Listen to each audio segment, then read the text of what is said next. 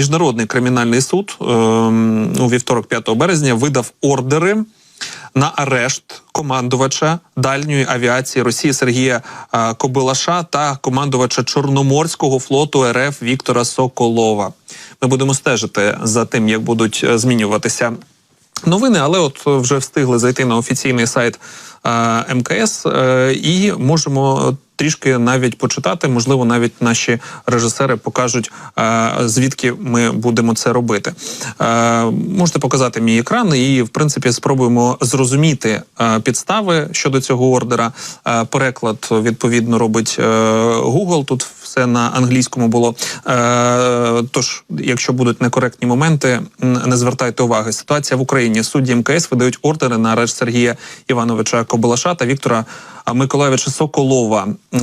Так, в першій частині кажуться про суддів, які виносять цей вирок до цих осіб у контексті ситуації в Україні за ймовірні злочини, вчинені щонайменше з 10 жовтня 2022 року до щонайменше 9 березня 2023 року. Тут розповідається також про цих, так би мовити, людей безпосередньо. І пишеться, що 2 ордери на арешт були видані за клопотанням прокуратури. Палата попереднього провадження друга визнала, що є достатні підстави вважати, що 2 підозрюваних несуть відповідальність за ракетні удари, завдані силам під їхнім командуванням по українській електричній інфраструктурі. Бачите, ми вже маємо певну інформацію щодо чого саме були видані ці ордери. Щонайменше з 10 жовтня 2022 року, щонайменше до 9 березня 2023 року були скоєні ці злочини. У цей час відбувалася ймовірна кампанія ударів по чисельних електростанціях і підстанціях, які були здійснені російськими збройними силами в багатьох місцях в Україні. Тож, зміст ордерів видається таємним, щоб захистити свідків і гарантувати розслідування.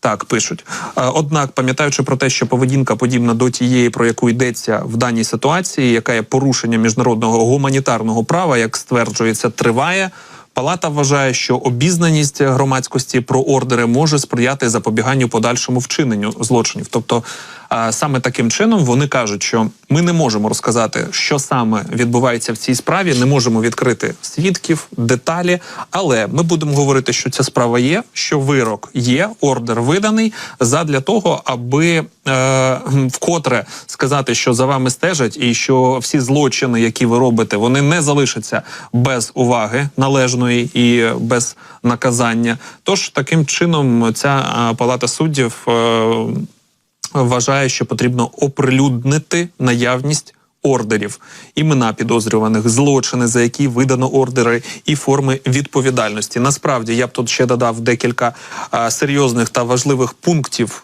Це не тільки те, що вони розглядають про інфраструктуру, це дуже добре, що це розглядається як терористичний акт, як гуманітарна катастрофа. І, скоріш за все, ми будемо ще дивитися, як саме буде доповнюватися ця ситуація. Але не для кого не секрет, в тому числі і для наших партнерів, що їх ракети вбивають цілі сім'ї, які живуть на території України, вже не говорячи про наші збройні сили, які захищають нашу територію.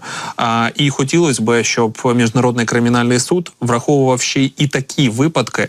Я думаю, що все це є, але ці юридичні питання, вони насправді довготривалі. От ми бачимо, що тільки зараз вийшла подібна новина, і ситуація розглядалась саме від початку повномасштабного вторгнення. Тобто збиралися факти, вочевидь, збиралися свідки, проводилися допити. Тобто це серйозний глобальний процес, і насправді сумнівів, що він продовжиться, немає.